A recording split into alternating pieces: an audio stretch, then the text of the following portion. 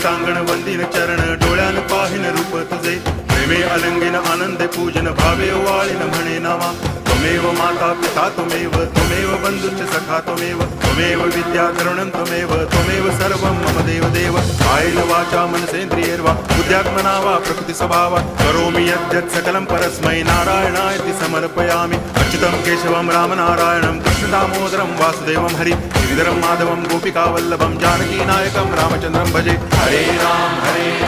Ram Ram Hare Hare Hare Krishna